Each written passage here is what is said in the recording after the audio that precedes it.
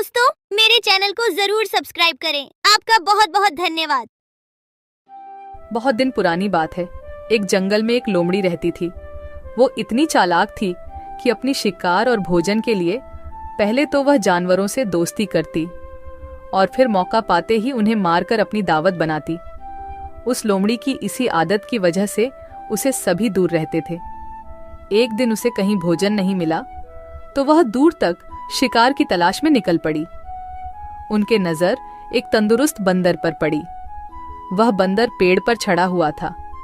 वह लोमड़ी बंदर को देखकर सोचने लगी, इतना अच्छा और तंदुरुस्त बंदर है, अगर ये मेरे हाथ लग जाए तो कितना स्वादिष्ट भोजन मिल जाएगा मुझे। अब लोमड़ी का लालच बढ़ चुका था। वह रोज बंदर को देखता और मौके का इंतजार करता था, लेकिन वह बंदर पेड़ पर ही चढ़ा रहता और वह उनके हाथ नहीं आता। बहुत देर के बाद लोमड़ी के दिमाग में एक सोच आया। ये बंदर ऐसे हाथ नहीं आएगा, कुछ तरकीब सोचनी होगी। और फिर उसने चालाकी और छल करने की सोची। वह बंदर के पास गई और बोलने लगी, अरे बंदर भाई, तुम्हें एक बात पता चली? एक खुशखबरी मिली है सबको जंगल में। खुशखबरी? कैसी खुशखबरी? फिर लोमड़ी ने बड़ी सावधानी से बोली, आकाशवाणी हुई है। भगवान ने कहा है अब इस जंगल में सब एक दूसरे से गले मिलकर एक साथ रहेंगे। अब जंगल में कोई भी जानवर किसी दूसरे जानवर को नुकसान नहीं पहुंचाएगा और ना ही मारकर खाएगा। सब मिलजुल कर हंसी खुशी रहेंगे, एक दूसरे की सहायता करेंगे, कोई किसी पर हमला नहीं करेगा। लेकिन बंदर होशियार था। वह समझ गया, हो ना हो यह लोमड़ी झूठ बोल रही है। फिर बंदर ने लोमड़ी की बातों पर ज्यादा ध्यान नहीं दिया और कहा, ये तो बड़ी अच्छी बात है, पर मैं इसमें क्या कर सकता हूँ? बंदर की ऐसी ठंडी प्रतिक्रिया देख लोमड़ी फिर बोली, अरे भाई, इसी बात पर नीचे तो आओ। आओ ना नीचे, हम गले मिलकर एक दूसरे को बधाई देंगे, खुशियाँ मनाएंगे। बंदर अब लोमड़ी की चालाकी समझ चुका था, इसीलिए वह मुस्कुराते हुए बोला, ठीक है लोमड़ी बहन, लेकिन तुम पहले अपने उस दोस्त से तो गले मिलो जो तुमसे गले मिलने के लिए खुशी खुशी इसी तरफ दौड़े आ रहे हैं। मुझे वह पेड़ से दिख रहा है। लोमड़ी हैरान होकर पूछा, मेरे दोस्त? कौन सी दोस्त? अरे लोमड़ी बहन, शिकारी कुत्ते, वह भी तो हमारे दोस्त ही है ना। वह भी शायद तुम्हें बधाई देने आ रहे हैं। शिकारी कुत्ते का नाम सुनते ही लोमड़ी थर-थर कांपने लगी। वह बहुत डर गई, क्योंकि उसे लगा अगर हम यहाँ थोड़ी देर और रुकेंगे तो यह बंदर भले ही हमारे शिकार बने न बने, लेकिन मैं उस शिकारी कुत्ते का शिकार जरूर बन जाऊंगी। इसलिए उसने अपना जान बचाना ही भला समझा और वहां से भागने लगी। और फिर बंदर ने लोमड़ी को हंसते हुए कहा, अरे बहन, कहाँ भाग रही हो? अभी तो हम सब दोस्त है ना, तो डर किस बात का? थोड़ी देर रुको। अरे रुको तो सही। फिर लोमड़ी थोड़ी रुकी और बोली, अरे भाई, दोस्त तो है, लेकिन शायद शिकारी कुत्ते को ये खबर नहीं मिली होगी।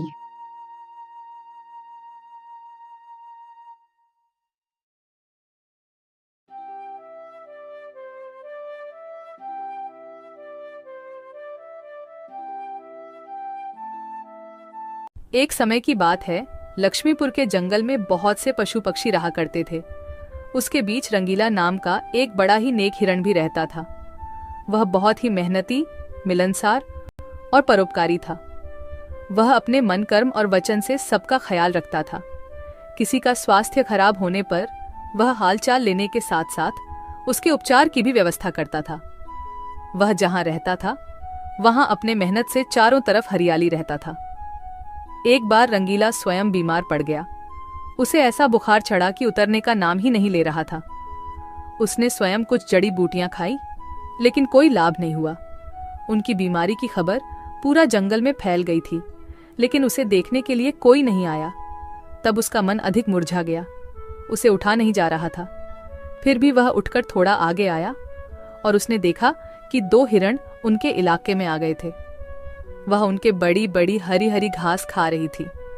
उन्होंने जब रंगीला को देखी तो मुस्कुराने लगी। अरे रंगीला, कैसी है तुम्हारी तबीयत? हम लोग तो तुमसे ही मिलने आए हैं, तुम्हारा हालचाल जानने आए हैं। हाँ रंगीला, मैंने सुना तुम्हारी तबीयत बहुत खराब है, तो हमसे रहा नहीं गया, इसीलिए चले आए हैं। अब बताओ, कैसी तबीयत है तुम्हारी? तबीयत में कुछ सुधार नहीं आया है, अब कोई दूसरी दवा लेनी पड़ेगी। हाँ हाँ, अच्छी दवा लेना और अपनी ख्याल रखना। अब तुम आराम करो, हम चलते हैं। रंगीला मुड़कर अपनी घर के तरफ चला गया और इधर दोनों हिरण फिर से रंगीला के इलाके के हरे हरे घास खाने लगी। हमने इस जगह के बारे में जितना सुना था उससे कहीं ज्यादा पाया। रंगीला ने बड़ी मेहनत से ये गुलशन सजाया है। चारों तरफ हरियाली ही हरियाली है। देखकर और खाकर तबीयत खुश हो गई। अभी पेट भरकर खा लेता हूँ, फिर कल रंगीला से मिलने के बहाने आ जाऊंगा। हमें रंगीला से क्या काम, हमें तो यह हरियाली खींच लाई है। चलो, हम फिर कल आएंगे रंगीला से मिलने के बहाने। जब दोनों हिरण का पेट भर गया तब वह वहां से चले गए और अपने इलाके में जाकर वह रंगीला के इलाके के हरे हरे घास के बारे में तारीफ करने लगे। अरे भाई, यहाँ सूखे घास खाकर पड़े हो, वहाँ जाओ रंगीला के दरबार में, रंगीला का हालचाल पूछो और पेट भर के हरे हरे घास खाओ। बहुत अच्छा है रंगीला, उसके बीमार होने पर भी हमें हरे हरे घास खाने के लिए मिल रहे हैं। रंगीला बहुत अच्छा है, बड़ा ही नेक हिरन है, उसके बीमार होने पर भी हमें हरे हरे घास खाने के लिए मिल रहा है।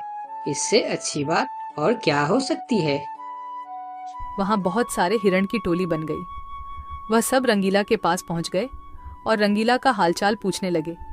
पहले तो रंगीला को इस बात की बहुत खुशी हुई कि कितने सारे लोग इनके हालचाल पूछने आ गए, लेकिन उसके बाद का नज़ारा देखकर रंगीला का सर चकरा गया।